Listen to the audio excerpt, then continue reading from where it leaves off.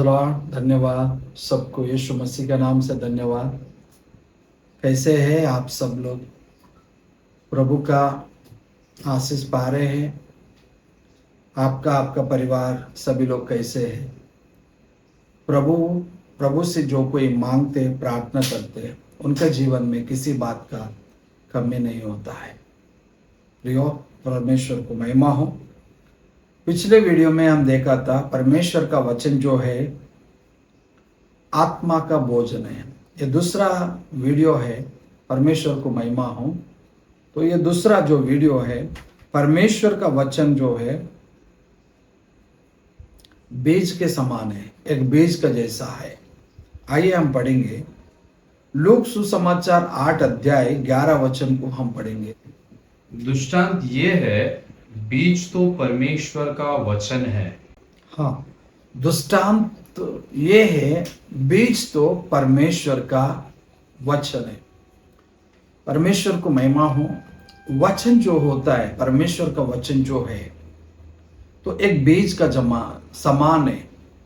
जैसा हम खेत में बीज डालते हैं तो वो बीज उगते हैं। वो बीज जो है आते बारिश आने के बाद बीज आते।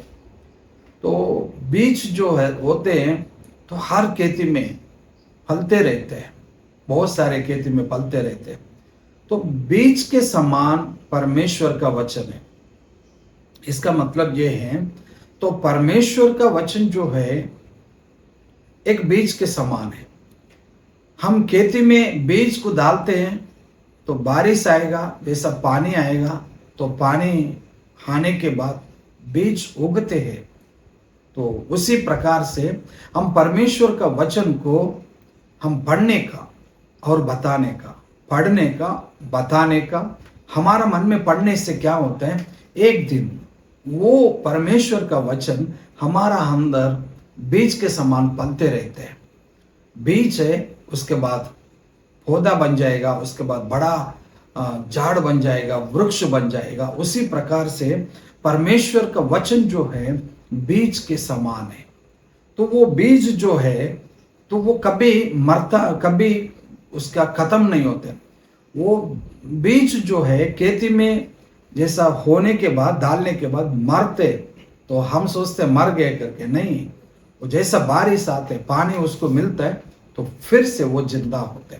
उसी प्रकार से परमेश्वर का वचन भी हम पढ़ने से फलवंत होता है, फलवंत हो जाएगा। परमेश्वर का वचन को पढ़ने से फलवंत हो जाएगा। मतलब एक दिन हम भी बढ़ेगा, हर विषय में बढ़ेगा, हर विषय में।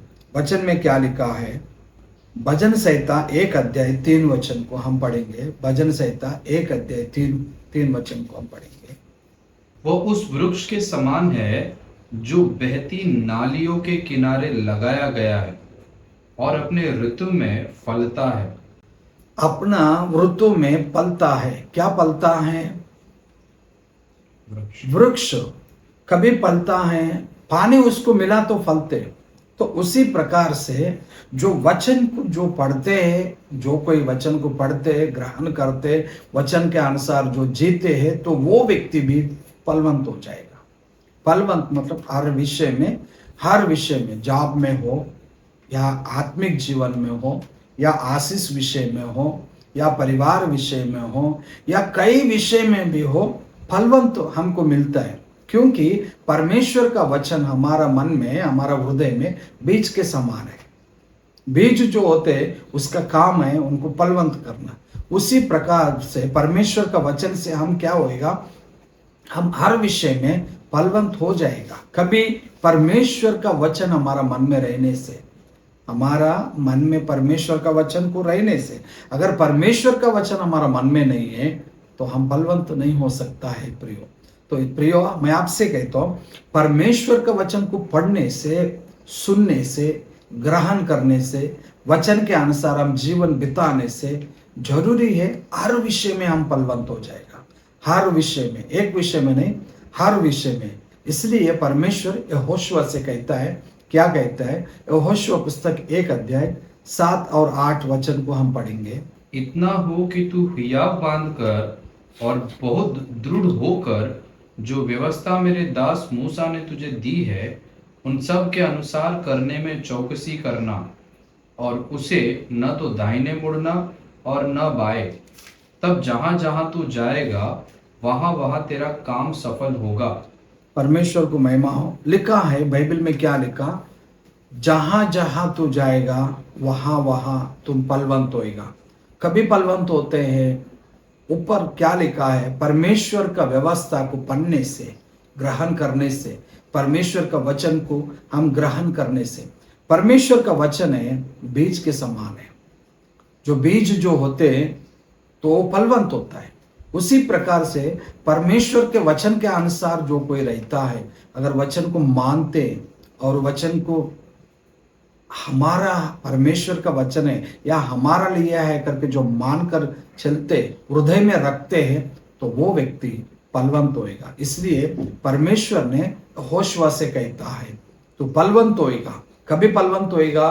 तो दिन रात परमेश्वर का वचन का ध्यान से रहने से। इसलिए प्रियो, मैं आपसे कहता हूँ, हमारा निराशा इसलिए होता है हम बाइबल पढ़ते नहीं है।